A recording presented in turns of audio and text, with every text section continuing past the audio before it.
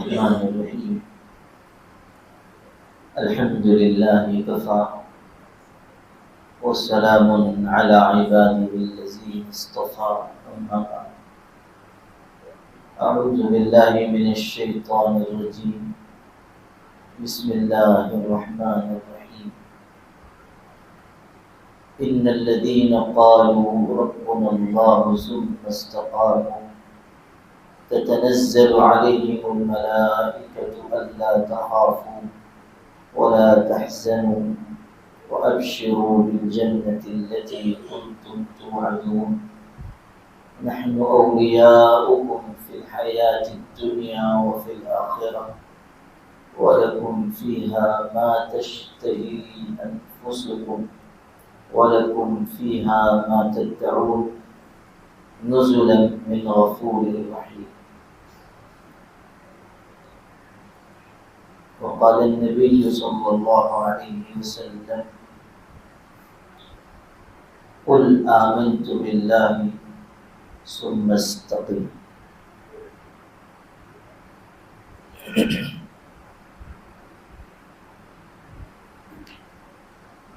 ایک موقع پر ہمارے آقا حضرت محمد مصطفیٰ صلی اللہ علیہ وسلم سے ایک صحابی نے عرض کیا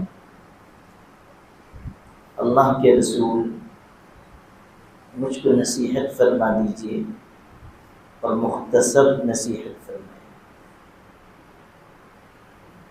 نصیحت فرمائیں اور مختصر. ایک اور روایت میں یہ تفصیل ہے کہ آپ نے بہت سارے احکامات اور بہت ساری باتیں ارشاد فرمائی ہیں. کچھ باتیں ذہن میں رہ گئیں، کچھ نہیں رہ گئیں. کوئی ایک بات ایسی بنیادی بتا دیجیے جس کو لازم پکڑ لیں، بس اسی پر عمل کرو.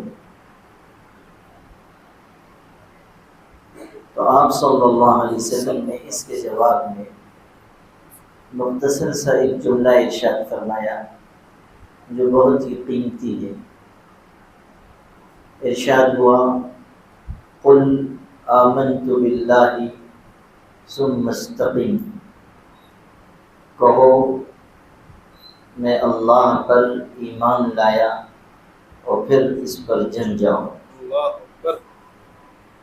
بس دو باتوں کی تلقین فرمائی. آدھی لائن ہے آمنت باللہ ثم استقم. کہو میں اللہ پر ایمان لایا اور پھر اس پر جم جاؤ. ایمان اور استقامت. استقامت کہتے ہیں کسی چیز پر جم جانا، کسی چیز پر جم جانا، مسلسل اس کام کو کرنا، کبھی اس چیز سے نہ ہٹنا. یہ در حقیقت قرآن پاک کی آیت کا نچوڑ ہے جو حضرت صلی اللہ علیہ وسلم نے مختصر کر کے ارشاد فرمایا. آیت کون سی ہے وہ شروع میں نے پڑھی. ارشاد ہوا جو لوگ کہتے ہیں ہمارا رب اللہ ہے، ان الذین قالوا ربنا اللہ، جو کہتے ہیں ہمارا پروردگار اللہ ہے، پھر اس پر جم جاتے ہیں، ثم استقاموا، ان پر اللہ کے فرشتے اترتے ہیں جو بشارت دیتے ہیں غم نہ کرنا، فکر نہ کرنا اور ہم سے جنت کی خوشخبری قبول کرنا. اس سے یہ بھی پتہ چلا کہ فرشتے صرف نبیوں پر نہیں اترتے ہیں، فرشتے اللہ کے نیک بندوں کے پاس بھی آتے ہیں اور ان کو بھی بشارت دیتے ہیں اور ان کی تلاش میں رہتے ہیں. ایک حدیث میں ہے کچھ لوگ مسجد کے کھوٹے ہیں، مسجد کے ستون ہیں، اگر وہ کسی وقت مسجد سے غائب ہو جاتے ہیں تو فرشتے ان کو تلاش کرتے ہیں، اگر بیمار ہو جاتے ہیں تو فرشتے ان کی عیادت کرتے ہیں، اور اگر کسی ضرورت میں ہوتے ہیں تو اللہ کے فرشتے ان کی امداد کرتے ہیں۔ اللہ اکبر۔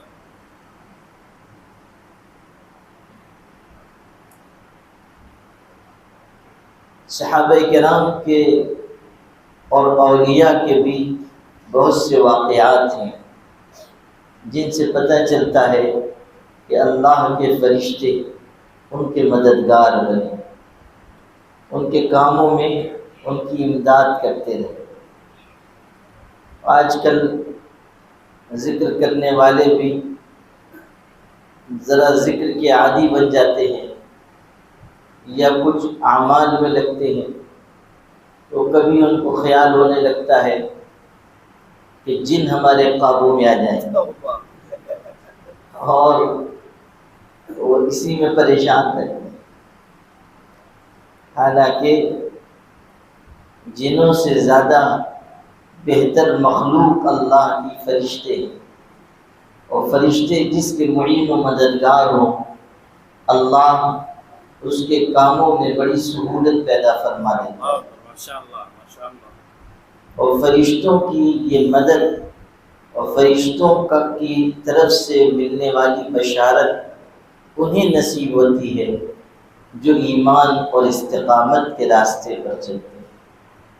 ایمان اور استقامت یہ قرآن پاک سے ثابت ہے کہ تتنزل علیہم الملائکۃ الا تخافوا ولا تحزنوا، فرشتے آتے ہیں بشارت سناتے ہیں۔ جب شب قدر میں عبادت کرنے والے عبادت میں مشغول ہوتے ہیں تب بھی اللہ کے فرشتے آتے ہیں اور نماز پڑھنے والوں اور عبادت کرنے والوں سے مصافحہ کرتے ہیں، اور ان کے مصافحے کا یہ اثر ہوتا ہے کہ انسان کے اوپر رقت طاری ہوتی ہے، انسان کے اوپر رقت طاری ہوتی ہے، رونا آتا ہے۔ قرآن پڑھ رہا ہے اس کو رونا آیا، دعا مانگ رہا ہے اور رونا آنے لگا۔ اسی لیے ہمارے بعض مشائخ نے شب قدر کی نشانیوں میں سے ایک نشانی یہ بھی بتائی ہے کہ اس رات کو صالح اور مقرب بندوں پر رات کے کسی نہ کسی حصے میں بہت رحمت طاری ہوتی ہے، اور وہ اثر ہوتا ہے فرشتوں کے مصافحے کا، وہ اثر ہوتا ہے فرشتوں کی قربت کا، چونکہ فرشتے بہت ہی لطیف اور نورانی پیکر رکھتے ہیں اور سرتا سر عبادت میں مشغول ہیں، کسی وقت معصیت اور نافرمانی کی طرف کوئی ان کا میلان اور رجحان ہی نہیں۔ اس لیے جس اللہ کے بندے سے وہ مصافحہ کرتے ہیں اس لمس کا اثر یہ ہوتا ہے، اس نورانیت اور روحانیت کا اثر یہ ہوتا ہے کہ اس شخص کے دل میں بھی لطافت اور اللہ کا قرب اور اس کی نزدیکی بڑھ جاتی ہے، اور اس کی وجہ سے اس کو رونا آتا ہے، رقت طاری ہوتی ہے۔ فرشتوں کی توجہ نصیب ہوتی ہے اچھے اعمال کی بدولت۔ جتنے اعمال بڑھتے جاتے ہیں فرشتوں کی رغبت اس انسان کی طرف بڑھتی جاتی ہے۔ اسی لیے اس حدیث میں جو حضرت حنظلہ رضی اللہ عنہ سے نقل کی گئی، حضور صلی اللہ علیہ وسلم نے ان کے اشکال کے جواب میں یہی فرمایا تھا۔ انہوں نے آ کر کہا کہ اللہ کے رسول میں منافق ہو گیا۔ حضور نے فرمایا کیسے؟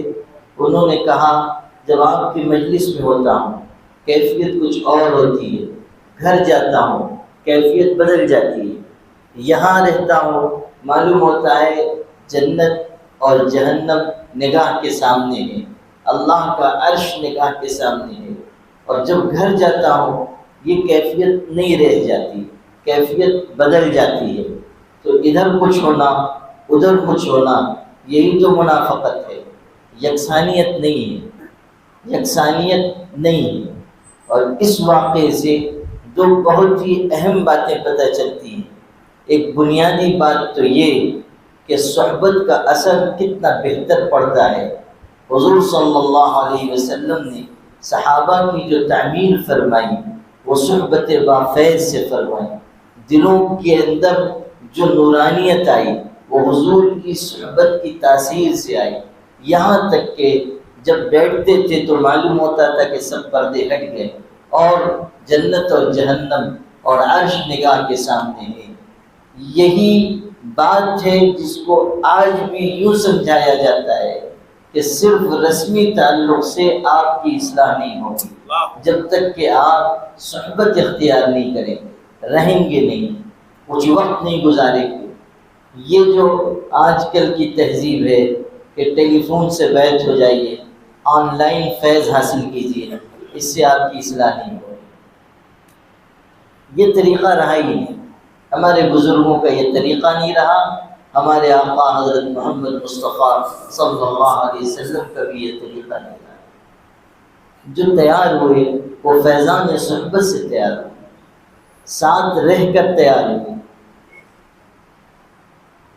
یہ خیال کرنا کہ ہم 2-4-10 مہینے میں ایک دفعہ آ گئے پھر چلے گئے، چند گھنٹے رہ لیے، اصلاح ہو جائے گی، تربیت ہو جائے گی، ہم بیان بہت سنتے ہیں اسی سے مفتی اعظم بن جائیں گے، بالکل غلط خیال ہے۔ اس نظام میں اصل الاصول اور جس چیز پر دار و مدار ہے وہ صحبت ہے، ساتھ رہنا، ساتھ وقت گزارنا، سیکھنا، اعمال پر استقامت اختیار کرنا، یہ وہ چیز ہے جسے ہمیں سنجیدگی سے زندگی میں لانا چاہیے۔ صحابہ کرام کو جو فیضان ہوا وہ اسی سے ہوا اور اسی لیے وہ صحابی کہلائے۔ آپ دیکھ لیجئے نہ ان کا لقب مولانا رکھا گیا، نہ عالم رکھا گیا، نہ مفتی رکھا گیا، نہ قاضی رکھا گیا، نہ مصنف رکھا گیا، نہ اور کوئی لقب جو آج کل عام ہیں، ان میں سے کوئی نام صحابہ کا نہیں رکھا گیا، ان کو صرف صحابی کہا گیا۔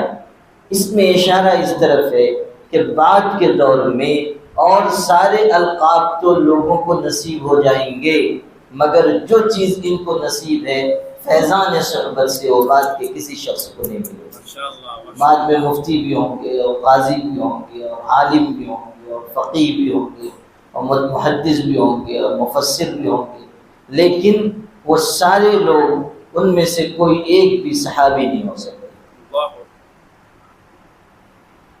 اصل کمال جو ان کا تھا وہ یہی کہ انہوں نے حضور پاک صلی اللہ علیہ وسلم کی صحبت اختیار، آپ کی مجلسوں میں رہے، آپ سے فیض پایا۔ اب سنیے دوسری بات، ایک بات تو یہ، دوسری بات یہ کہ صحابہ باوجود اس کے کہ وہ کائنات کے سب سے افضل انسان کے فیضان صحبت سے مالا مال تھے اور ان کی کیفیات بہت اونچی تھی اور اعمال پر استقامت بھی حاصل تھی اور یقین کا اونچے سے اونچا معیار ان کو نصیب تھا، اس کے باوجود وہ اپنے سلسلے میں اس قدر فکر مند ہوتے تھے کہ ذرا تبدیلی محسوس ہوئی ڈر جاتے تھے، یہاں تک کہ اس زمانے میں جو سب سے بڑی گالی تھی وہ یہ کہ کسی کو منافق کہا جائے، وہ اپنے بارے میں اتنے بدگمان ہوتے تھے کہ اپنے آپ کو منافق تک تصور کر رہے تھے۔ یہ فکر مندی کی دلیل ہے، یہ اپنے بارے میں فکر کی دلیل ہے کہ مجھ سے غلطی ہو رہی ہے، کہیں مجھ سے کوتاہی ہو رہی ہے، مجھ سے کمی ہو رہی ہے اور میری کیفیت وہاں کچھ اور ہے، یہاں کچھ اور ہے، میں منافق ہوں۔ تو حضور سے جب یہ بات انہوں نے کہی تو آپ صلی اللہ علیہ وسلم نے اس کا جواب دیا، تسلی دی ان کو اور فرمایا تم منافق نہیں ہو، تم مومن ہو اور تمہارا مقام اونچا ہے، البتہ تم سنو، لو تدومون علی ما تکونون عندی لصافحتكم الملائكة في فرشكم وفي طرقكم ولكن یا حنظلہ ساعة فساعة، اگر تم ہمیشہ اسی کیفیت پر رہنے لگو جو میری مجلس میں تمہاری ہوتی ہے، تو یہ حال ہوگا کہ فرشتے تم سے راستوں میں اور تمہارے بستروں پر تم سے مصافحہ کرنے لگیں گے۔ یہ کمال تم کو نصیب ہو جائے گا، اس درجے تک تم پہنچ جاؤ گے اگر یہ حالت مستقل رہنے لگے۔ ولیکن یا حنظلہ ساعتاً فساعتاً، حنظلہ یہ کیفیت کچھ وقت کی ہوتی ہے، کچھ وقت کی یہ کیفیت ہوتی ہے۔ اب اس سے ایک اور مسئلہ تصوف کا نکلا، وہ یہ کہ شیخ کی، مرشد کی مجلس میں یا ان کی صحبت میں جو انسان کو فیضان ہوتا ہے، یا جو کیفیت اس کے دل کی ہوتی ہے، جو انعکاس اس کے دل پر انوار کا ہوتا ہے، یہاں سے جانے کے بعد اس کو بقا نصیب ہو یہ ضروری نہیں ہے۔ اس لیے کہ حضور صلی اللہ علیہ وسلم کے فیضان صحبت سے بھی جو لوگ مالا مال ہوئے، ان کا بھی حال یہ ہوا کہ وہاں تک تو کیفیات مستحکم رہی، لیکن لوٹنے کے بعد، ہٹ جانے کے بعد وہ کیفیت باقی نہیں رہی۔ اس سے پتہ چلا کہ اللہ کی سنت ہی یہی ہے اور اس کا نظام ہی یہی ہے کہ جب انسان آفتاب نبوت سے قریب ہے، یا آفتاب نبوت کے نائبین اور ان کے نائبین اور ان کے نائبین کسی ایسے شخص سے انسان قریب ہے جس کے دل کا رشتہ حضرت محمد مصطفیٰ صلی اللہ علیہ وسلم کے مبارک دل سے جڑا ہوا ہے، تو اس مبارک دل سے جڑنے کی وجہ سے ہمیں فیض تو حاصل ہوگا، لیکن یہ نہیں ہوگا کہ جو کیفیت آپ کی یہاں ہے وہی کیفیت آپ کی اپنے گھر بھی قائم ہے۔ اللہ اکبر۔ فرق تو ہوگا، اور اسی لیے یہ بات ہے کہ بار بار آنا ہوگا، بار بار طلب اور تڑپ پیدا ہو، بار بار فکر مندی ہو، بار بار انسان اپنی اصلاح کے لیے بے چین رہے اور اس کے لیے تدبیر کرے، وقت نکالے۔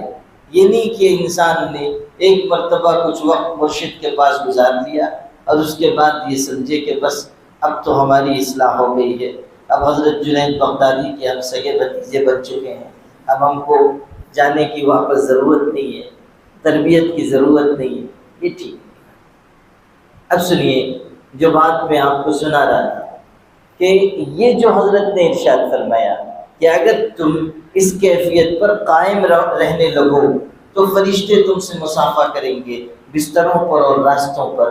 اس سے شارحی نے، حدیث نے یہ مسئلہ نکالا ہے کہ اعمال پر جس شخص کو جتنی استقامت ہوگی اور جس کے اندر اعمال کی وجہ سے جتنی نورانیت بڑھے گی، اسی قدر فرشتوں کا تلبس، فرشتوں کا میلان، فرشتوں کی توجہ اس شخص کو نصیب ہوگی۔ ایک بات سمجھ لیجئے، اس میں ایک نقطہ ہے، بہت تھوڑی باریک بات ہے لیکن انشاءاللہ آپ کو سمجھ میں آ جائے گی۔ اللہ نے اس دنیا کا نظام ایسا رکھا ہے کہ جو شخص جس ذہن و مزاج کا ہو اس کی طرف اسی ذہن و مزاج کے لوگوں کا میلان ہوتا ہے۔ سمجھیے اس کو، جو شخص جس ذہن و مزاج کا ہوگا اس کی طرف ویسے ہی لوگوں کا میلان ہوگا، رجحان ہوگا۔ جو چیز انسان کے اندر ہے وہ دوسرے انسان میں قدر مشترک کے طور پر پائی جائے تو وہ اس کو کھینچے گی۔ نہیں سمجھے؟ مقناطیس ہے، وہ مقناطیس کو کیوں کھینچتا ہے؟ اس لیے کہ مقناطیس میں جو کیفیت ہے وہی دوسرے مقناطیس میں ہے، تو یہ مقناطیس اس کو کھینچ لیتا ہے۔ یہ دونوں ہم جنس ہو گئے، ایک دوسرے سے ان کی صلاحیت ملتی جلتی ہے، تو یہ مقناطیس اس مقناطیس کو کھینچتا ہے اور اپنے پاس اس کو بلا لیتا ہے۔ اسی طرح آپ دیکھیں گے کہ پرندے جس طرح کے ہیں وہ اپنے جیسے پرندوں ہی کے ساتھ ہیں، جانور جس طرح کے ہیں وہ اپنے ہی غور کے ریوڑ میں ہیں۔ انسانوں میں بھی مختلف قسم کے ذہن کے لوگ ہیں، جس ذہنیت کے انسان ہوگا وہ اسی طرح کے ساتھیوں کی طرف مائل ہوگا۔ اسی لیے یہ بات بھی سمجھنے کی ہے کہ اصلی مشائخ اور اصلی بزرگوں کی ایک علامت یہ بھی لکھی گئی ہے کہ ان کی طرف ایسے لوگوں کا رجحان ہوگا جن کے اندر آخرت کی فکر ہو۔ اگر کوئی شیخ ایسا ہے جو ہمیشہ دنیا داری میں گرا ہوا ہے یا دنیا داری ہی اس کی طرف مائل ہے، تو سمجھ لو کہ اس شیخ کے اندر بھی دنیا کی طرف رغبت پائی جاتی ہے۔ یہ علامت ہے کہ اس کے اندر دنیا کی طرف جھکاؤ ہے، اسی لیے اسی ٹائپ کے لوگ اس کی طرف متوجہ ہوں گے۔ یہ سمجھنے کی چیز ہے۔ کامل شیخ کی یہ علامت بتائی گئی ہے کہ اس کی مجلس میں بیٹھ کر آخرت کی فکر پیدا ہو۔ اگر آخرت کی فکر نہیں پیدا ہو رہی ہے تو یہ سمجھ لینا چاہیے کہ یہاں کچھ کمی ہے، کچھ خامی ہے۔ یہ علامات ولی کامل میں سے ایک علامت ذکر کی ہے۔ اس پہ ایک دلچسپ قصہ سناتا ہوں۔ حیات الحیوان میں ایک شخص نے دیکھا کہ ایک کوا ہے اور ایک بغلہ ہے، بغلہ بالکل سفید، کوا بالکل سیاہ، اور دونوں ایک ساتھ چل رہے ہیں اور ایک ساتھ چلتے چکتے ہیں۔ تو اس کو حیرت ہوئی کہ اس کے ساتھ کیا جوڑ ہے۔ کند ہم جنس با ہم جنس پرواز، کبوتر با کبوتر باز با باز۔ کبوتر کبوتر کے ساتھ رہتا ہے، باز باز کے ساتھ رہتا ہے، جس کے ساتھ جوڑ ہے وہ اسی کے ساتھ ہوتا ہے، لیکن ان دونوں میں تو کوئی جوڑ نہیں ہے۔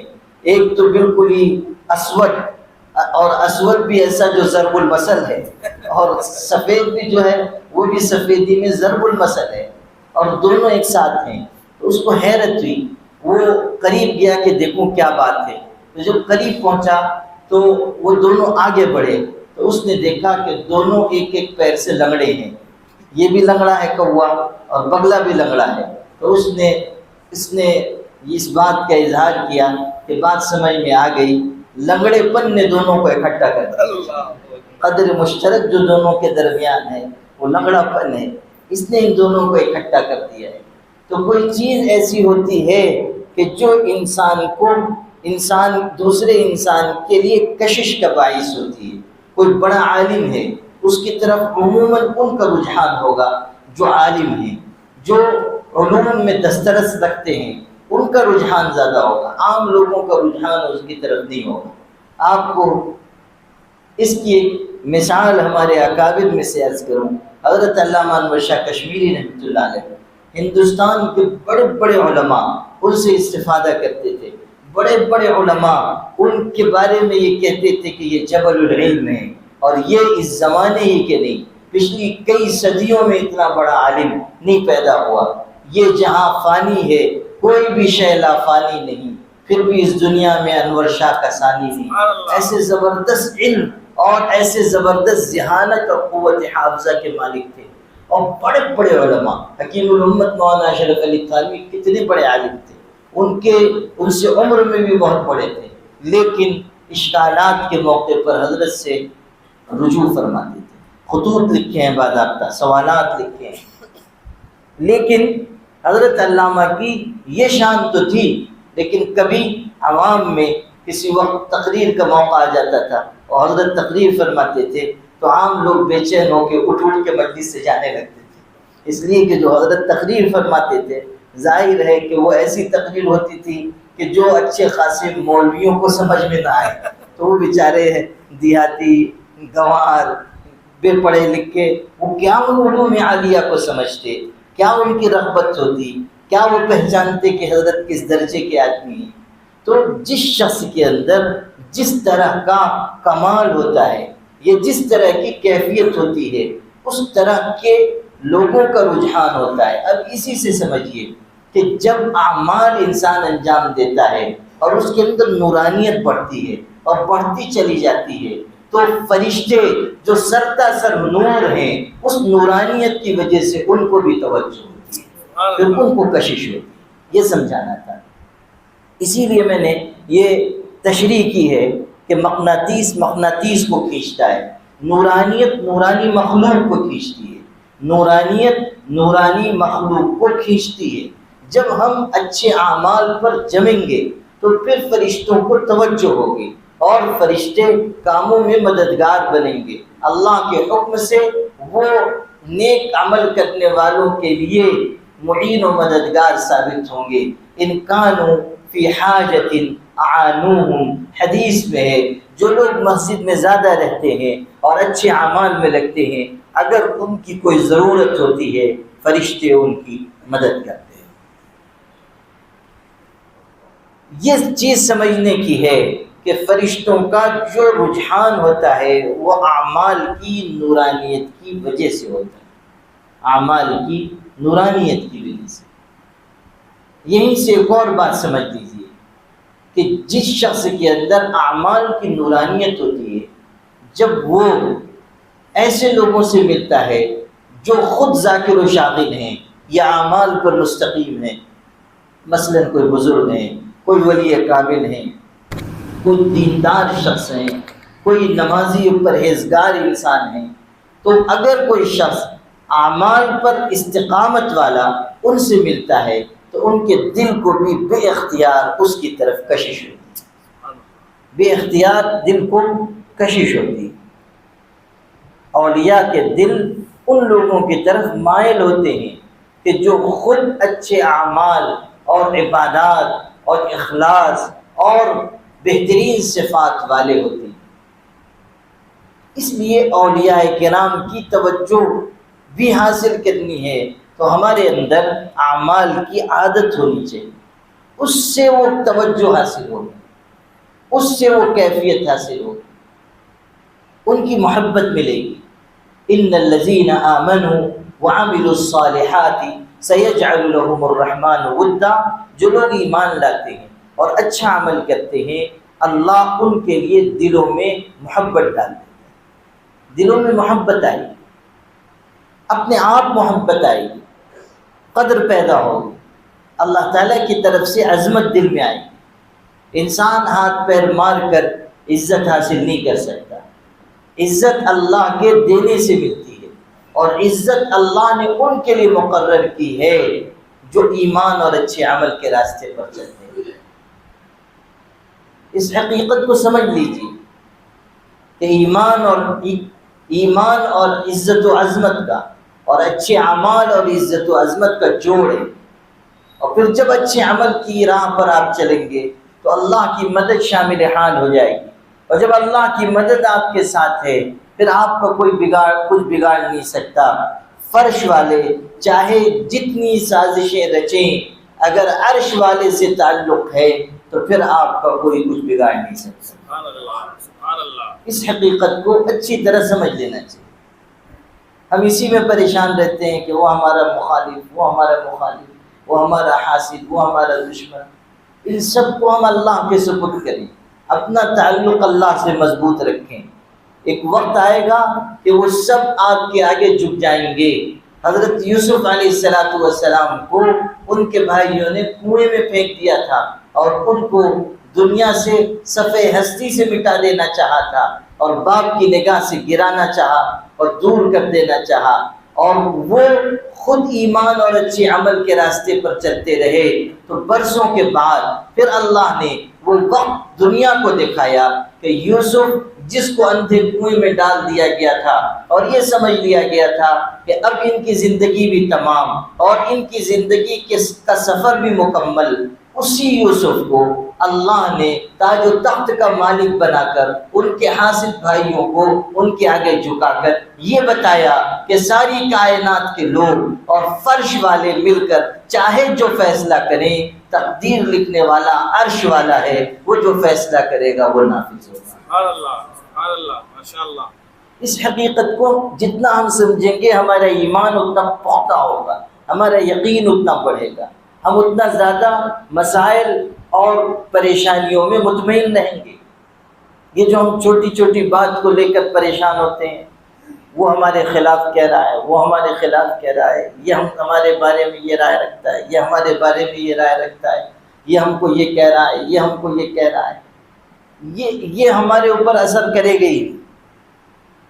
ہمارے حضرت رحمۃ اللہ علیہ فرماتے تھے کہ اگر پٹنہ سے لے کر منگیر تک 4-5 گھنٹے کا راستہ ہے، فرماتے تھے پٹنے سے لے کر منگیر تک اگر سڑک کے دونوں کنارے لوگ کھڑے ہو جائیں اور درمیان سے میری گاڑی گزر رہی ہو اور دونوں طرف کے لوگ کہیں محمد ولی رحمانی مرد آباد، تو اللہ کے کرم سے میری صحت پہ کوئی اثر نہیں پڑا۔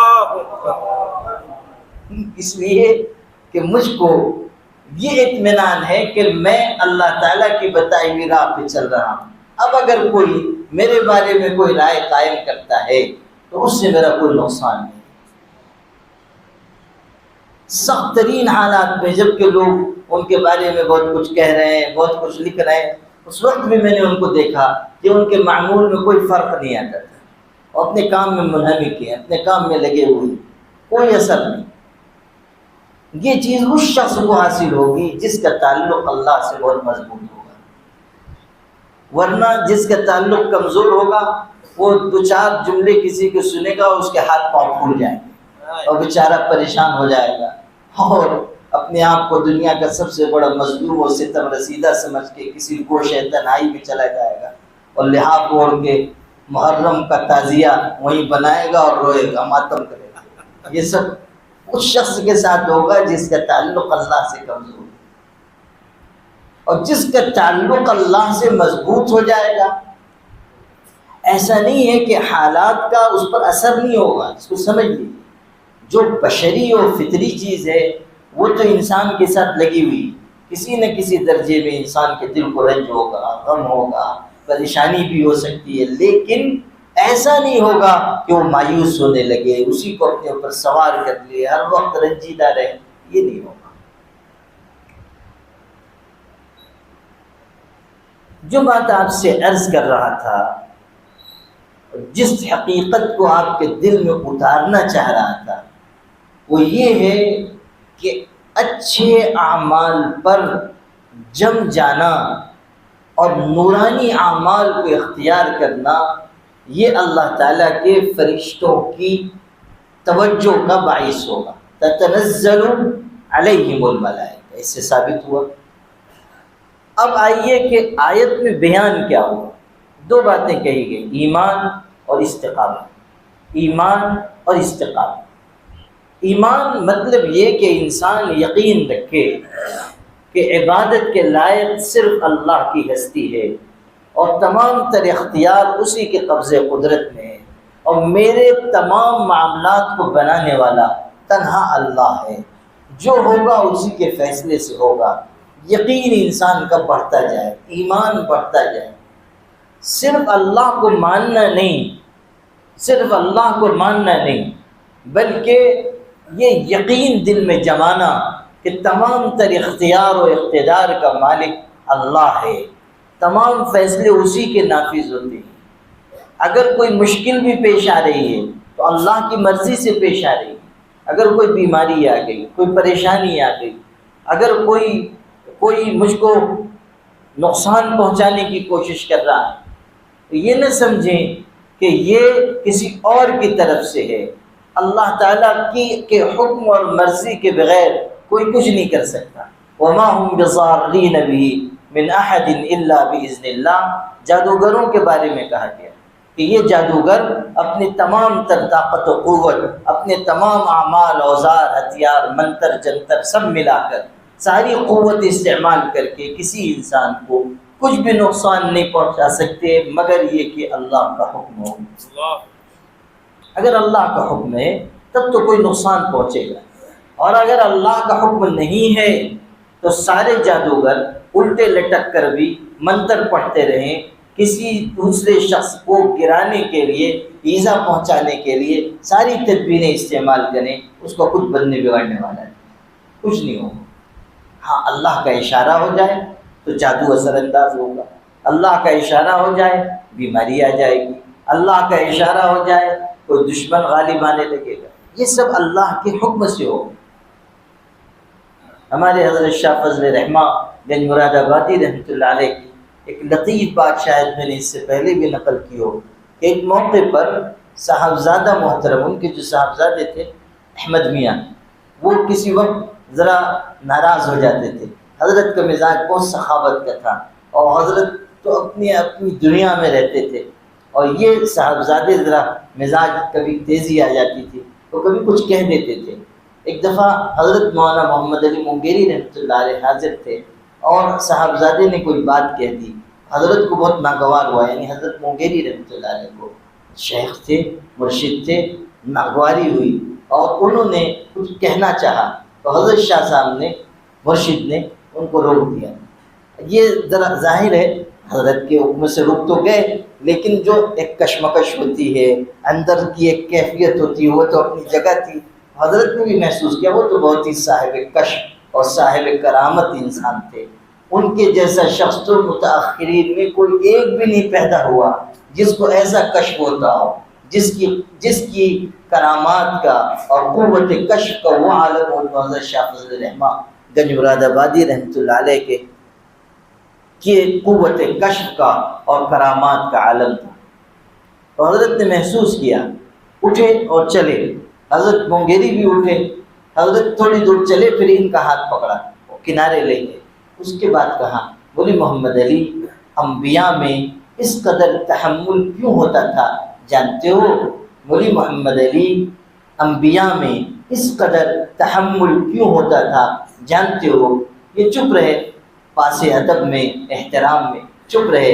فرمایا، میاں غلبہ توحید کی وجہ سے، غلبہ توحید کی وجہ سے، غلبہ توحید کی وجہ سے۔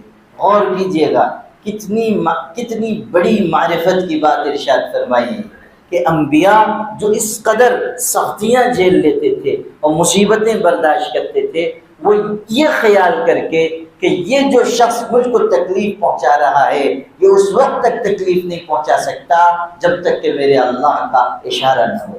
تو اگر اللہ کا اشارہ اور اس کی مرضی یہی ہے کہ مجھ کو تکلیف پہنچے تو مجھ کو تکلیف پہنچے گی، غلبہ توحید کی وجہ سے ان میں برداشت ہوتی، غلبہ توحید کی وجہ سے۔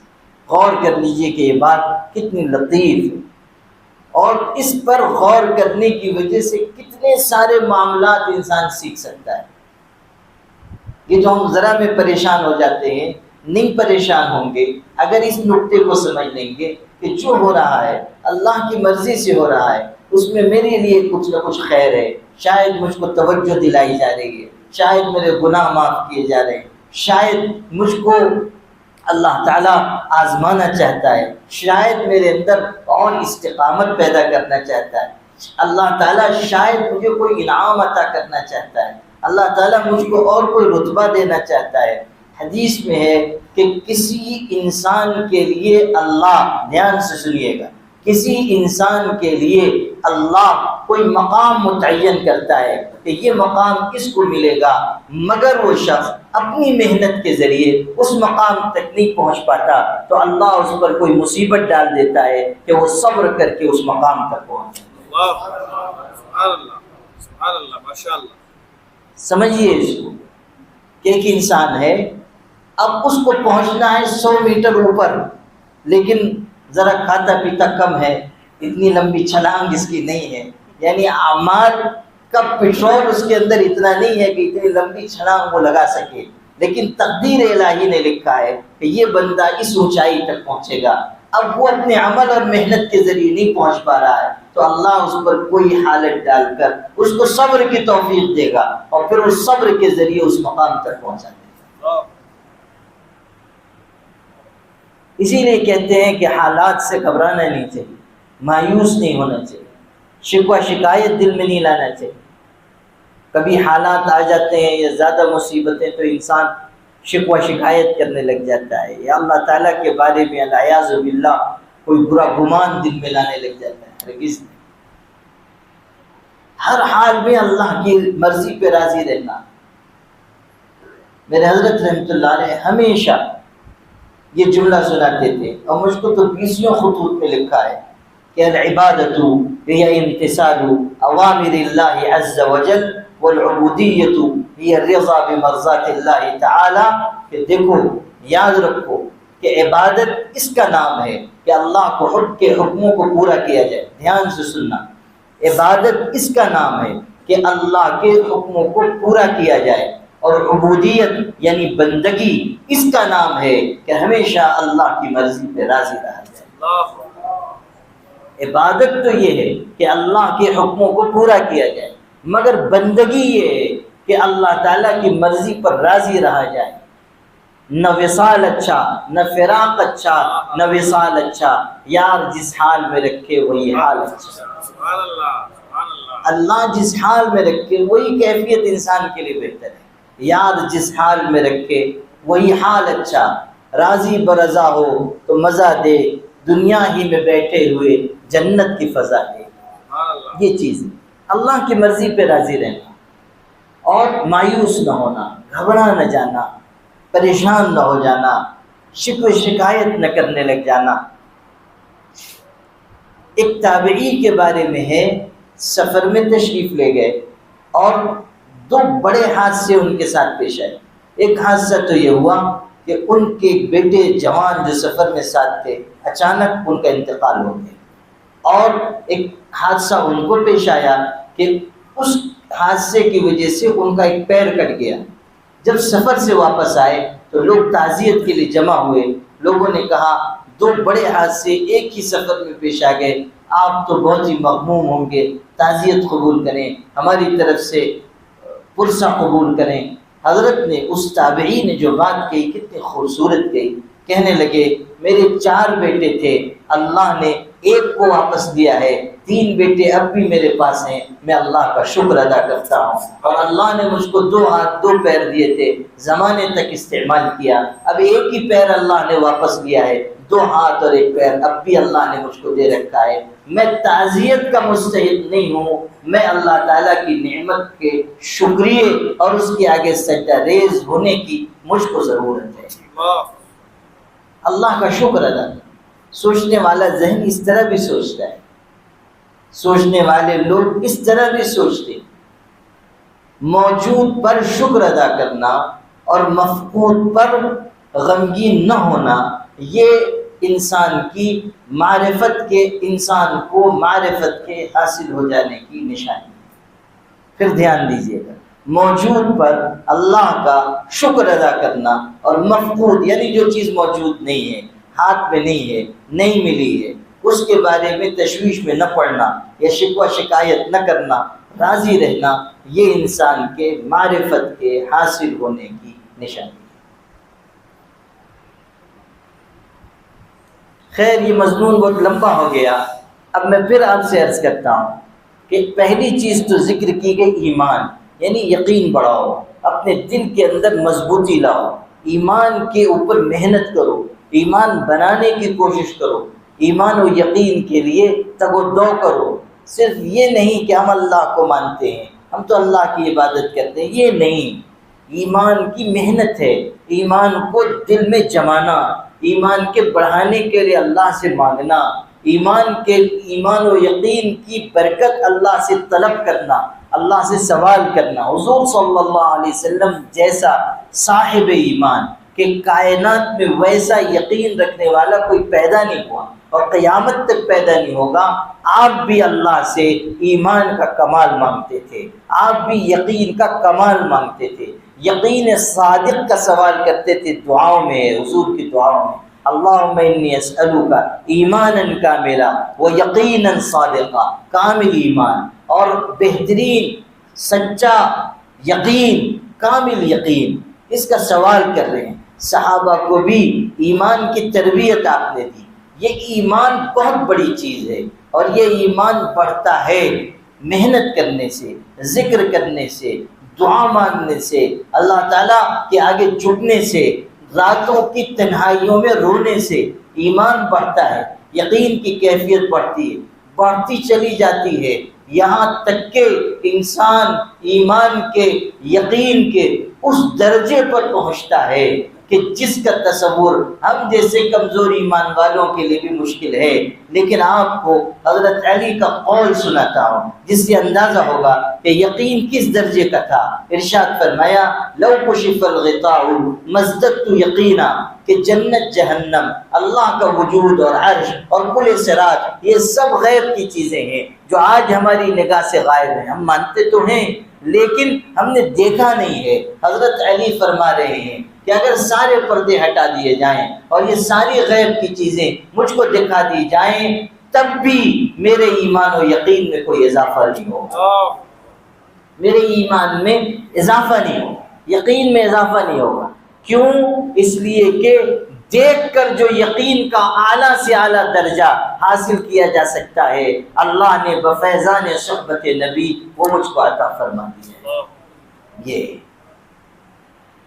یہ ہے وہ چیز کہ اگر سارے پردے ہٹا دیے جائیں اور سارے غیب کی چیزیں ظاہر کر دی جائیں تب بھی میرے یقین میں اضافہ نہیں ہوا، یعنی ایمان کا کمال حاصل۔ اسی لیے حضور صلی اللہ علیہ وسلم نے یہ بھی فرمایا تھا کہ ابو بکر کا ایمان اگر ایک پلڑے میں رکھ دیا جائے اور ساری امت کا ایمان ایک پلڑے میں رکھ دیا جائے تو ابو بکر کا ایمان غالب آئے، ابو بکر کا ایمان بڑھ جائے۔ ایک اکیلے فرد کا ایمان یقین کس درجے کا ہے غور کریں، ایک اکیلے شخص کا یقین۔ اور پھر یہاں رک کر آپ کے اور اپنے فائدے کے لیے عرض کرتا ہوں کہ غور کیجئے کہ یہ مقام سیدنا ابو بکر صدیق کو تمام جماعت صحابہ میں کیوں حاصل ہوا، انہیں کو کیوں ملا، حضرت عمر کو کیوں نہیں ملا، حضرت عثمان کو کیوں نہیں ملا، حضرت علی کو کیوں نہیں ملا؟ صرف ان کے بارے میں حدیث میں یہ بات ہے، دوسرے کسی صحابی کے بارے میں نہیں ہے، صرف ان کے بارے میں۔ کیا وجہ تھی کہ ان کو یہ بات ملی دوسروں کو نہیں ملی، ان کا امتیاز قائم ہوا دوسروں کے لیے نہیں رہا، ان کی شان ہوئی دوسروں کے لیے مقام نہیں ہوا؟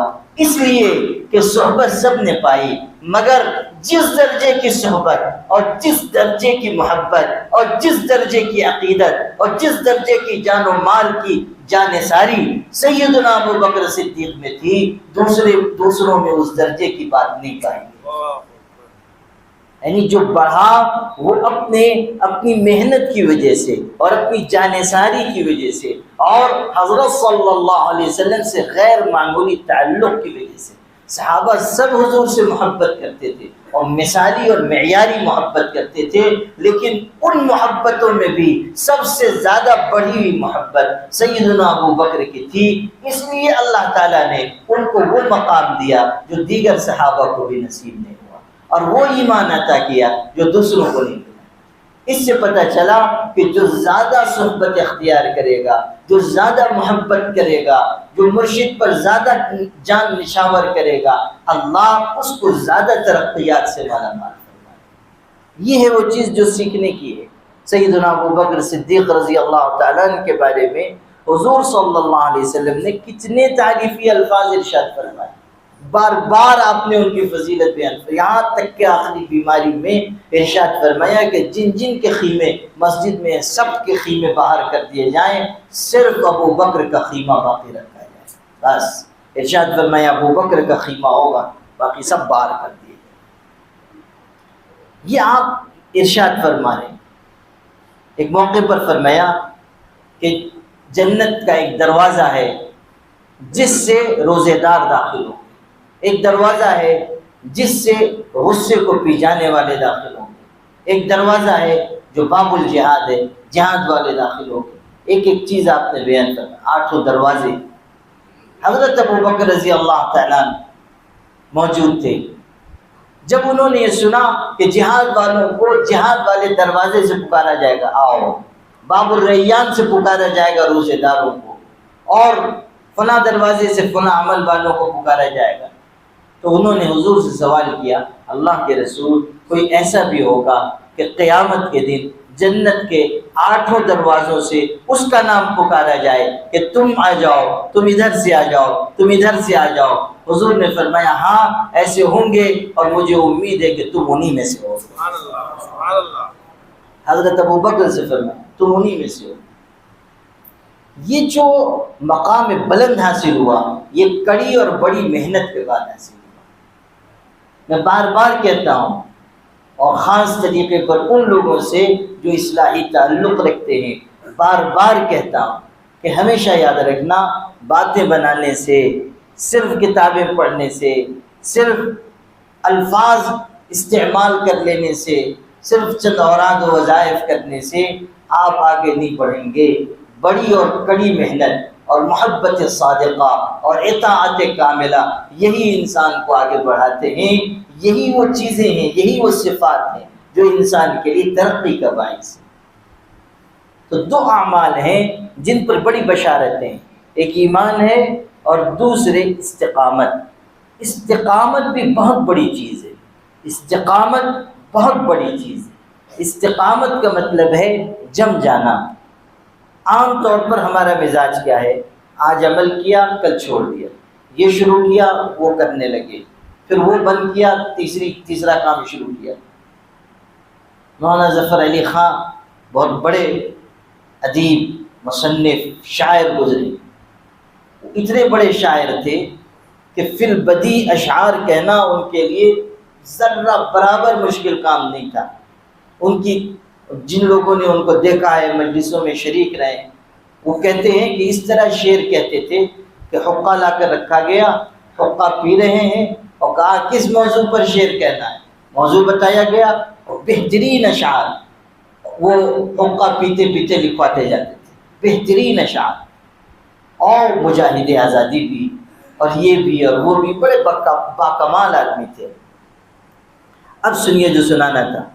باکمال تو تھے، لیکن ایک بات ان کے اندر ایسی تھی جس نے ان کی شخصیت کو داغدار کیا، اور وہ یہ کہ مستقل مزاجی ان کے اندر نہیں تھی۔ تو ان کے بارے میں یہ مشہور تھا کہ اگر کوئی تحریک چند دنوں میں کھڑی کرنی ہو تو مولانا ظفر علی خان کو بلا لو۔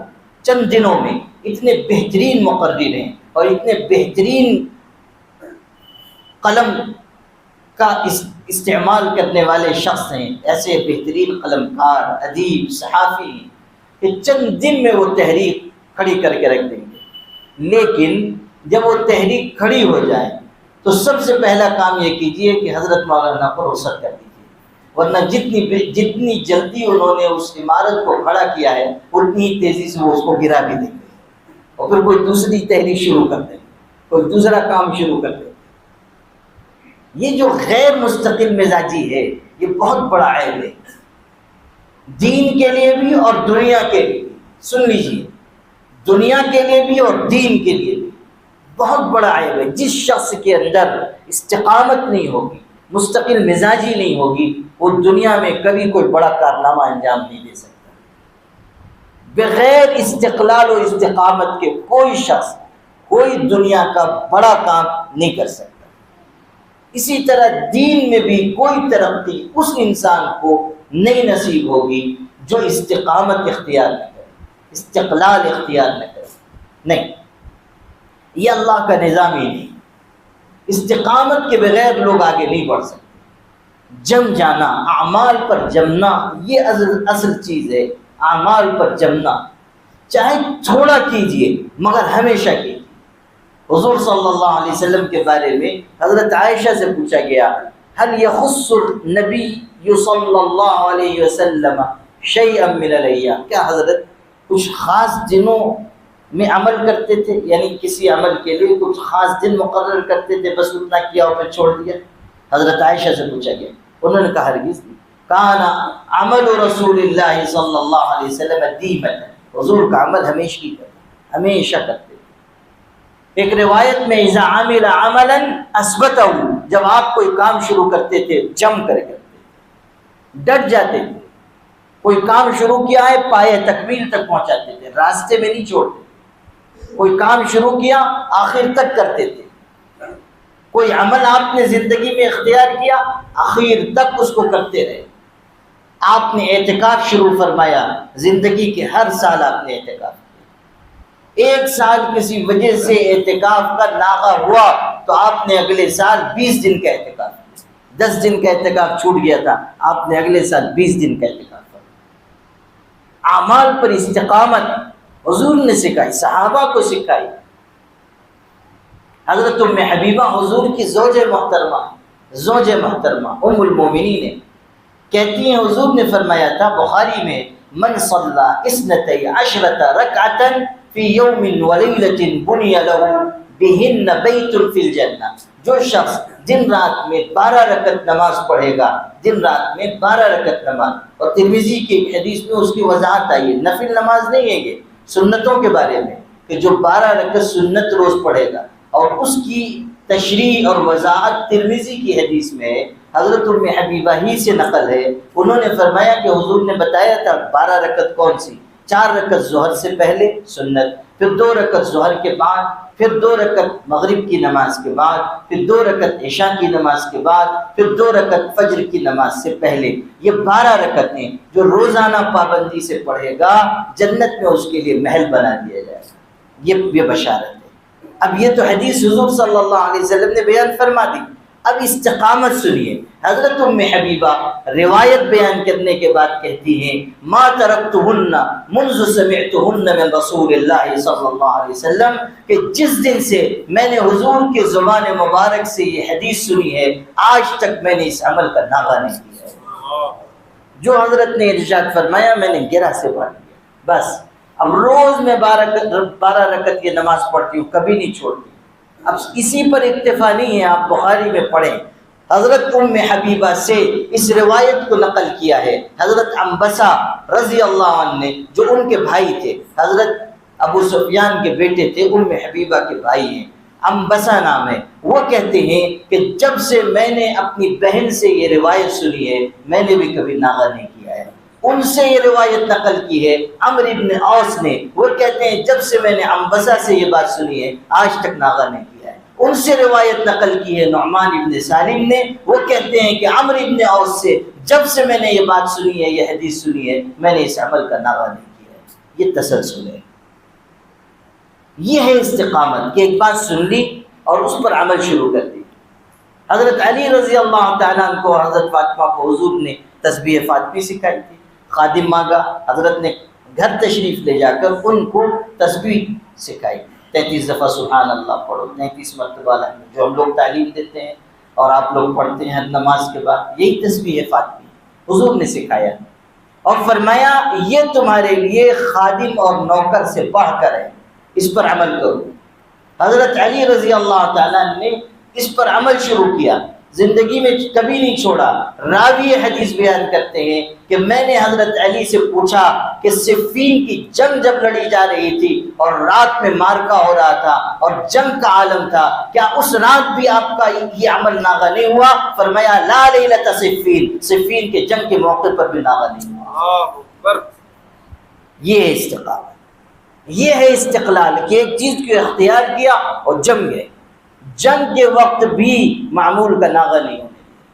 یہ ہم سب لوگوں کو دھیان سے سننا چاہیے، اس لیے کہ جس سے پوچھئے معمول پورا کرتے ہو کہتے ہیں جی حضرت ہوتا ہے، پھر چھوٹ بھی جاتا ہے، کبھی پڑھتا ہوں کبھی نہیں پڑھتا ہوں، بس ماشاءاللہ ایسی گاڑی چل رہی ہے. یہ جو آپ کی گاڑی چل رہی ہے وہ عرش تک نہیں پہنچے گی، وہ سدہ مدہ ہی پہ رک جائے گی، آپ اس سے آگے نہیں جا سکتے. یہیں آپ کی ٹرین کا اسٹاپ یہیں ہو جائے گا. آپ قرب الہی کی منزل تک کیسے پہنچیں گے جب آپ استقامت نہیں اختیار کرتے، جب آپ کسی عمل کو اپنی زندگی کے معمولات کا حصہ نہیں بنا رہے. کھانا ہم بالکل وقت پہ کھا رہے ہیں، کھانے کا معمول الحمدللہ ناغہ نہیں ہوتا ہے، اللہ کا کرم ہے. پہلے 2 وقت لوگ کھاتے تھے، پھر 3 وقت کھانے لگے، اب تو ماشاءاللہ 4 وقت کھاتے ہیں، عصر بعد بھی کھانے لگے. اور کچھ خوش نصیب ایسے ہیں جو 5 وقت بھی کھاتے ہیں الحمدللہ. ایسے مبارک لوگ اس مجمع میں بھی موجود ہوں گے. دنیا کی ہر قوم سے ہمارا مقابلہ ہو سکتا ہے کہ دوسرے کسی شعبے میں ہم ان سے ہار جائیں، لیکن یہ نہیں ہو سکتا کہ کھانے اور سونے میں دنیا کی کوئی قوم ہندوستان سے لے کے یورپ تک ہم سے جیت سکے. کوئی قوم مسلمانوں سے ہندوستان سے لے کے یورپ تک کوئی اگر کھانے میں اور سونے میں ہم کو شکست دے سکے تو اس کو منہ مانگا انعام دیا جائے گا. منہ مانگا انعام، کھانا اور سونا. کھانے میں بھی ہم امامت کے منصب پہ فائز ہیں اور سونے میں تو الحمدللہ چیمپئن شپ ہم کو حاصل ہے. قیلولہ ہمارا اتنا کہ سبحان اللہ. ایک صاحب سے اچھے خاصے پڑھے لکھے آدمی، ان کو میں نے کہا کہ نظام الاوقات ذرا آپ بنائیے، اور آپ تو کم ہی سوتے ہوں گے. کہنے لگے کہ نہیں، نیند کا معاملہ ذرا بے قابو ہے. میں نے کہا کتنے گھنٹے سوتے ہوں گے؟ کہنے لگے یہ کوئی 10 گھنٹے سوتا ہوں. میں نے کہا بس پھر آپ کام کر چکے میرے پاس انشاءاللہ. آپ انشاءاللہ بہت جلدی آپ ترقیات کی منازل طے کر لیں.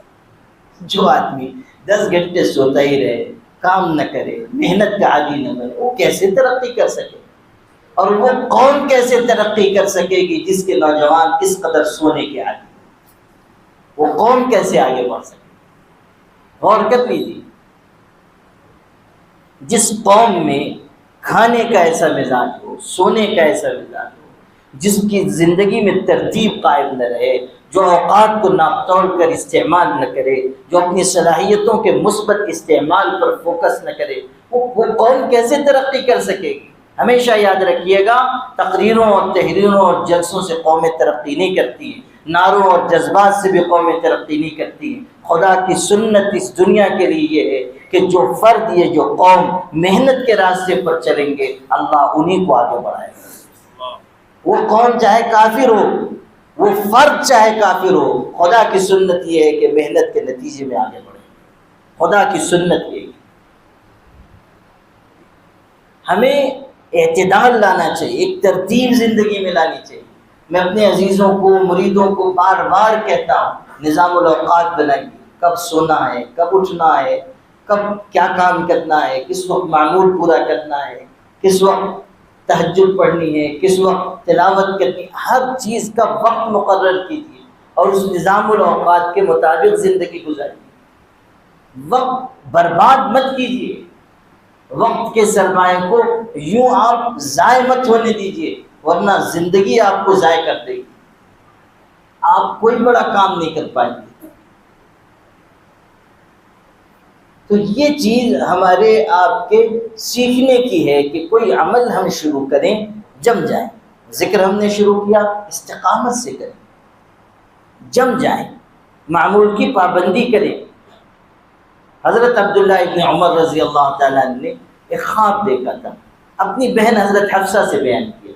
حضرت حفصہ حضور کی زوجہ ہیں، انہوں نے حضور سے نقل کیا کہ بھائی نے ایسا ایسا خواب دیکھا ہے۔ حضور صلی اللہ علیہ وسلم نے اس کے جواب میں حضرت حفصہ سے یہ کہا، نعم الرجل عبداللہ لو کان یصلی من اللیل، عبداللہ اچھے انسان ہیں، کاش کے تہجد کی نماز پڑھتے، کاش کے رات کو نماز پڑھتے۔ خواب دیکھا تھا، وہ خواب حضور سے نقل کیا گیا، اس کے جواب میں حضرت نے یہ جملہ ارشاد فرمایا۔ اب یہ جملہ حضرت حفصہ نے حضرت عبداللہ ابن عمر سے نقل کیا کہ حضور نے تمہارا خواب سن کر ایک جملہ کہا کہ عبداللہ اچھے آدمی ہیں، عبداللہ ٹھیک آدمی ہیں، مگر عبداللہ اچھے آدمی ہیں مگر تہجد کی پابندی کرتے تو بہتر ہوتا۔ اب اس سے ایک بات اور آپ کو سمجھاتا ہوں کہ یہ آج جو دنیا بہت اپنے علوم اور اپنے تعمیر شخصیت کے اصول اور قاعدے اور ضابطے بیان کرتی ہے، اور شخصیت سازی کے بڑے بڑے کیمپ لگتے ہیں اور بڑی بڑی تقریریں ہوتی ہیں، اور لاکھوں روپے ان لوگوں کو دیے جاتے ہیں جو لوگوں کے سامنے لیکچر دیتے ہیں اور وہ اصول بیان کرتے ہیں۔ مثبت سوچئے، منفی سوچ کو نکالیے، اس طرح اداروں کو چلائیے، اس طرح گھر کو چلائیے، اور ہم یہ سمجھتے ہیں کہ واقعی ان لوگوں کے پاس تو ایسا علم ہے جو ہم نے کبھی سنا نہیں۔ میں آپ سے صاف کہتا ہوں کہ اس مرعوبیت میں کبھی نہ پڑھیے۔ میں یہ عرض کیا کرتا ہوں کہ یورپ سے لے کر ہندوستان تک جتنے بھی ماہرین تعلیم ہیں یا زندگی گزارنے کے اصول بتانے والے ہیں، یا یورپ کے بڑے بڑے مصنفین جن کی کتابیں ملینز کتابیں بکتی ہیں صرف اس نام پر کہ وہ زندگی کے بہترین اصول اور ضابطے بیان کرتے ہیں، اور ان کی کتابیں پڑھ کر ایک آدمی کی منفی سوچ مثبت سوچ بن جاتی ہے، اور یہ ہوتا ہے، وہ ہوتا ہے، اور وہ ہوتا ہے، اور 10 جلسوں میں ہم شریک ہوئے اور ہماری زندگی بدل گئی اور ہماری شخصیت میں بہت ہی نمایاں تبدیلی آ گئی۔ یقین مانیے کہ ان سب کے پاس کوئی بھی نئی چیز نہیں ہے، جو کچھ بھی ہے وہ ہمارے آقا حضرت محمد صلی اللہ علیہ وسلم کی بیان کی بھی باتیں ہیں، جس کو وہ آج کی دنیا کے اسلوب میں نئے طرز پر بیان کرتے ہیں۔ ہم یہ سمجھتے ہیں کہ یہ کوئی نئی چیز لے کر آئے ہیں، ہمارا ہی مال ہم ہی کو رنگ و روغن کر کے ہم ہی کو ڈبل قیمت میں بیچ رہے ہیں۔ ہم جیسے بدو دنیا میں کہاں ہوں گے کہ ان سے اپنا ہی مال خرید رہے ہیں۔ آہ آہ دریا کے موجش کم تپید، او گوہر خضرا ز غواصہ خرید۔ اقبال نے کہا تھا اس دریا پر افسوس ہے جس کی موجیں کم بڑھی، نتیجہ اس کا یہ نکلا کہ اس نے اپنے ہی موتی غوطہ خوروں سے قیمت دے کر خریدے ہیں۔ ہم بھی یہی کر رہے ہیں۔ کتنے زبردست اصول حضور نے سکھائے اسی ایک روایت پر، اسی لیے میں نے یہ بات کہی، اسی ایک ٹکڑے پر دھیان دیجئے کہ حضرت کو اصلاً انہیں تہجد کی ترغیب دینی تھی، اور یہ ایک منفی پہلو تھا ان کی شخصیت کا، حضرت عبداللہ ابن عمر کی، کہ وہ اور چیزوں میں ٹھیک تھے مگر تہجد کے پابند نہیں تھے، تہجد وہ چھوڑ رہے تھے۔ اگر حضرت یوں کہتے کہ خواب جو انہوں نے دیکھا ہے اس میں اشارہ ہے کہ یہ تہجد کے پابند نہیں ہیں اور غلطی کرتے ہیں اور تہجد کا اہتمام نہیں کرتے اس لیے غلط آدمی ہیں، تو ان کے اوپر مثبت اثر نہیں پڑتا، ان کے دل پر منفی اثر پڑتا۔ حضور نے بات شروع کی مثبت پہلو سے اور یہ کہا کہ عبداللہ بہت اچھے آدمی ہیں، البتہ تہجد کی پابندی کرتے تو اور بہتر ہوگا۔ ایک اصول سکھایا کہ بات کس طرح کی جائے، تربیت کس طرح کی جائے، اداروں کو کس طرح چلایا جائے۔ اس ایک جملے سے آپ اندازہ کیجئے کہ اگر آپ کسی ادارے کے ذمہ دار ہیں، کسی کمپنی کے مالک ہیں، کسی بڑے سے بڑی تنظیم کے آپ سربراہ ہیں اور آپ کے ہاتھ کے نیچے سینکڑوں یا ہزاروں لوگ کام کر رہے ہیں، اور اب ان میں سے کسی کو آپ کو متوجہ کرنا ہے تو آپ بات منفی پہلو سے مت شروع کیجئے کہ آپ دیر سے کیوں آئے، آپ نے غلطی کیوں کی۔ آپ بات یہاں سے شروع کیجئے کہ آپ میں اچھی عادتیں بہت سی ہیں مگر ایک بات کی اگر آپ اصلاح کر لیں تو آپ میں خوبی اور بڑھ جائے گی، آپ کے اندر آپ کی صلاحیت پہ اور اضافہ ہو جائے گا۔ یہ ہے پہلو۔ حضرت نماز پڑھا رہے تھے اور آپ نے نماز میں محسوس کیا کہ پیچھے کچھ ہلچل ہو رہی ہے۔ ایک صاحب تھے نماز میں دیر سے آئے، جھٹ جھٹ چلتے ہوئے آئے اور ان کے چلنے اور ادھر ادھر ذرا حرکت کرنے سے آواز پیدا ہوئی، آگے نماز میں شامل ہو گئے۔ حضرت کو کچھ خلل ہوا، آپ نے نماز کے بعد پوچھا کون تھے، بلایا گیا۔ حضرت صلی اللہ علیہ وسلم نے ان سے ارشاد فرمایا، دیکھیے بات کہاں سے شروع کی، اصل تنبیہ کرنی تھی کہ دوڑ کر نماز میں مت شریک ہونا، خلل ہوا، لیکن حضرت نے بات یہاں سے شروع کی، زادک اللہ حرصا لا تعد، تو اللہ تعالیٰ تمہارے شوق میں اضافہ فرمائے مگر آئندہ اس طرح دوڑ کر نماز میں شامل نہ ہو۔ زادک اللہ حرصا، بات یہاں سے شروع کی، زادک اللہ حرصا، اللہ تمہارے شوق میں اضافہ کرے لیکن آئندہ دوڑ کر نماز میں نہ آنا۔ یہ ہے مزاج نبوی ہے، تعلیم نبوی ہے، یہ ہے وہ اصول جن کو دنیا آج بیان کرتی ہے اور لوگ واہ واہ کرتے ہیں۔ یہ تو 1450 سال پہلے ہمارے آقا سکھا کر اور بتا کر گئے، ہم نے اپنے خزانے کی حفاظت نہیں کی، دوسروں نے اس پہ قبضہ کیا اور وہی اب ہمارے مالک اور آقا بن کے بیٹھ گئے۔ یہ طریقہ حضور نے سکھایا، زادک اللہ حرصا لا تعد، اللہ تمہارے شوق کو بڑھائے، آئندہ ایسا نہ کرنا۔ حضرت صلی اللہ علیہ وسلم کی خدمت میں ایک صاحب آئے تھے، آپ نے ان کو تعلیم دی، نئے مسلمان ہوئے، آپ نے ان کو تعلیم دی کہ دیکھو اگر کسی کو چھینک آئے الحمدللہ کہنا چاہیے، اور کسی کو چھینک آئی الحمدللہ کا یرحمک اللہ کہنا چاہیے۔ اب وہ بیچارے تعلیم لے کے چلے گئے، کچھ عرصے کے بعد پھر آئے، اور آئے تو نماز کا وقت تھا، نماز میں شریک ہوئے۔ اب ان کو یہ پتہ نہیں تھا کہ حضرت نے یہ جو تعلیم دی ہے یہ نماز سے باہر کی ہے، نماز کے اندر کی نہیں ہے، یہ ان کو پتہ نہیں تھا، کچھ ہی وقت رہے تھے۔ اب وہ آئے، نماز میں شریک ہوئے اور ان کو چھینک آ گئی۔ انہوں نے تعلیم جو نئے سیکھے ہوئے تھے، جوش بھی تھا، تو تعلیم پہ عمل کرتے ہوئے کہا الحمدللہ۔ جو الحمدللہ کہا تو ارد گرد والوں کو محسوس ہوا کہ نماز میں یہ کیا شروع کر دیا۔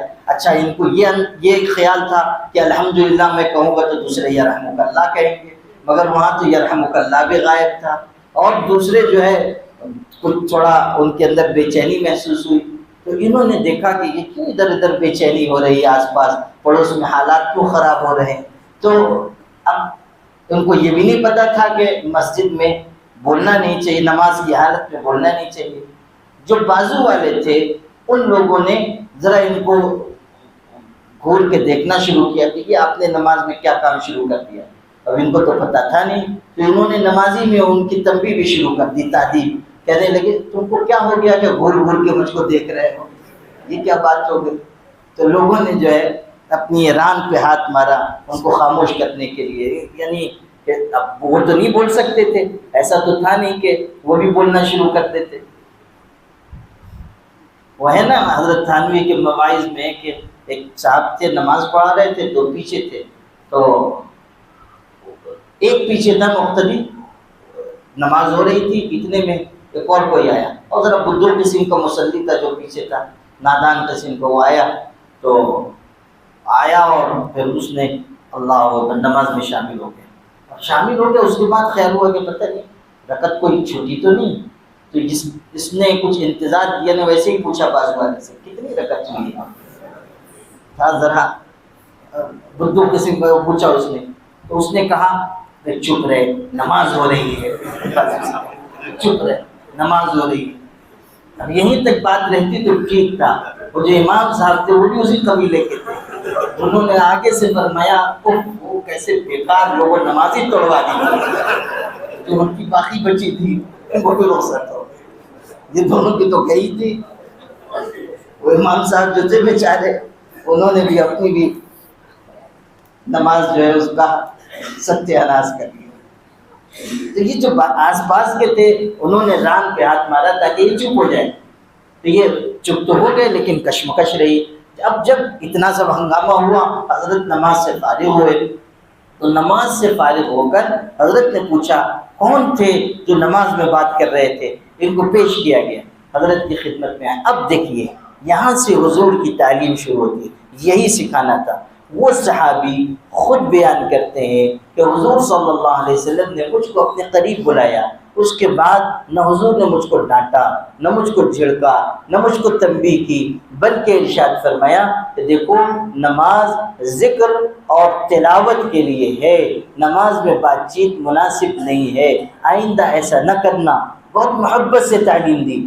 ان کے الفاظ میں آپ کو سناتا ہوں کہ یہ روایت بیان کرنے کے بعد وہ اپنا تأثر بیان کرتے ہیں کہ قسم بخدا میں نے ایسا شفیق معلم نہ حضور سے پہلے دیکھا نہ حضور کے بعد کسی کو، ایسی محبت سے سکھانے والا، اس طرح تعلیم دینے والا نہ میں نے حضور سے پہلے کسی کو دیکھا نہ حضور کے بعد کسی کو دیکھا۔ یہ ہے جو چیز حضور صلی اللہ علیہ وسلم کے اندر تھی کہ آپ نے اصول بتائے، ضابطے بتائے شخصیت کی تعمیر کے، لوگوں کو مثبت طریقے سے قریب کرنے کے، یہ سیکھنے کی چیز ہے۔ اور ایسی بہت ساری باتیں ہیں، یہ موضوع نہیں ہے، درمیان میں بات آئی تو میں نے عرض کر دیا۔ حضرت عبداللہ ابن عمر کے بارے میں آپ نے فرمایا نعم الرجل عبداللہ، بہترین انسان ہے عبداللہ، لو کان یصلی من اللیل، کاش کہ رات کو نماز پڑھتے۔ حضرت حفصہ نے جا کر بیان کیا، حضور نے تمہارا خواب سن کر یہ فرمایا، اسی دن سے انہوں نے تہجد کی پابندی شروع کی اور پھر تا دم زیست کبھی تہجد کا دعویٰ نہیں فرمایا، ہمیشہ نماز رات کی نماز پڑھا کرتے تھے۔ اور ان کی رات کی نماز کی جو کیفیت آئی ہے وہ پڑھنے جیسی، بہت دیر دیر تک قیام فرماتے تھے، وقت نہیں ہے کہ میں اس کی تفصیل بیان کروں۔ آپ کو جو حصہ سنانا تھا وہ یہ کہ حضور نے ایک بات ارشاد فرمائی اور انہوں نے اس پر عمل شروع کیا اور پھر زندگی بھر عمل کرتے رہے۔ یہ استقامت ہے، یہ عمل پر مواظبت ہے، یہ عمل پر جمنا ہے، اور اسی پر بشارتیں ہیں۔ اس کو سیکھیے۔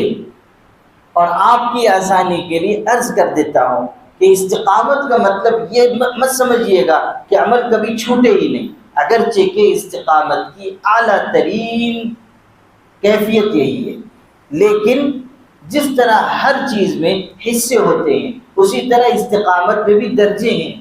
پہلے درجے کی استقامت تو یہی ہے کہ آپ نے کوئی عمل شروع کیا کبھی مت چھوڑیں، لیکن دوسرے درجے کی استقامت یہ ہے کہ اگر آپ نے کوئی عمل شروع کیا اور پھر کسی وقت ناغہ ہو گیا، پھر کسی وقت ناغہ ہو گیا، آپ نے ایک مہینے میں 25 دن عمل کیا، 5 دن ناغہ ہو گیا، 4 دن کیا 1 دن ناغہ ہو گیا، پھر آپ نے 5 دن کیا 1 دن ناغہ ہو گیا۔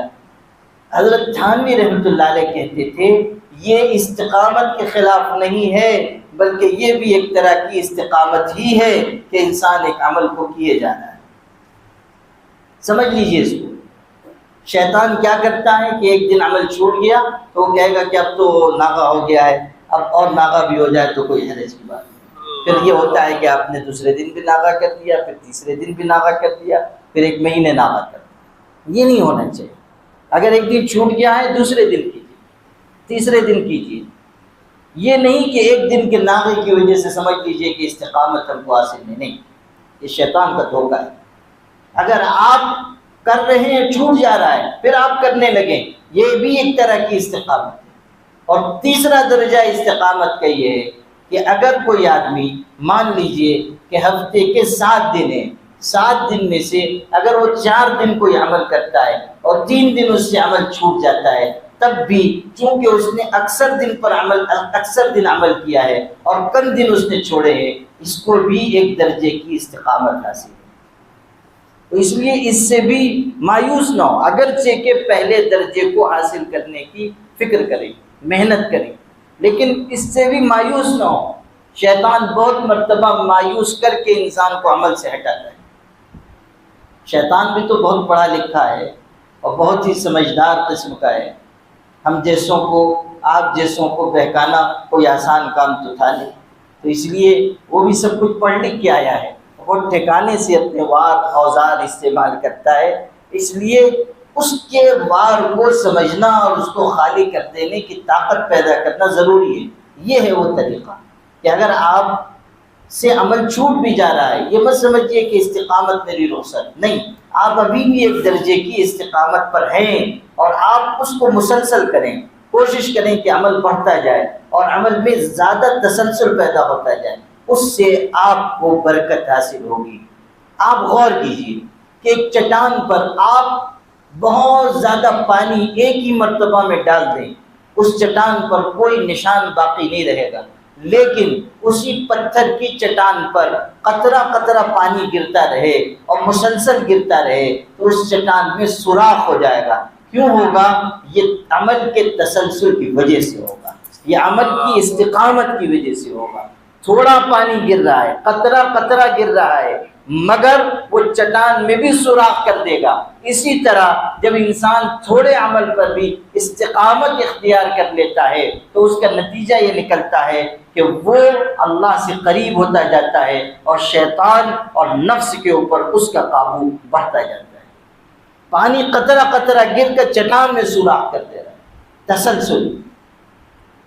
اور ہمارے بزرگوں کا امتیاز یہی تسلسل تھا، استقامت، عمل پر مواظبت۔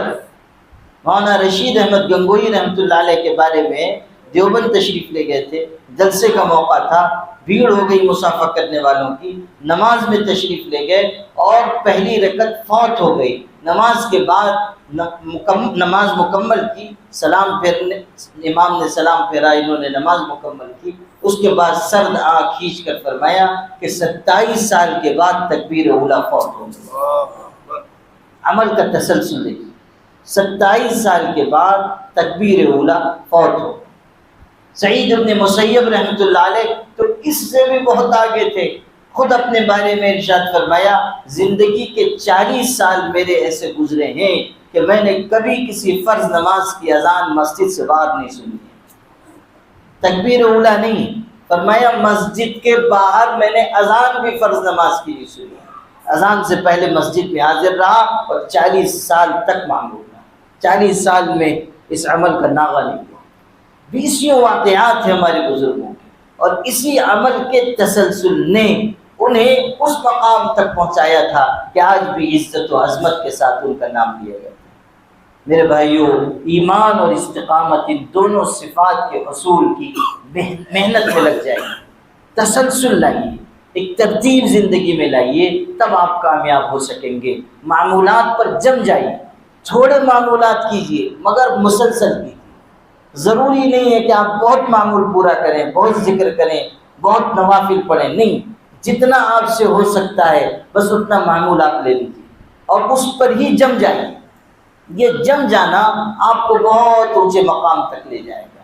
اللہ پاک ہم سب کو عمل کی توفیق عطا فرمائے۔ وآخر دعوانا ان الحمد للہ رب العالمین۔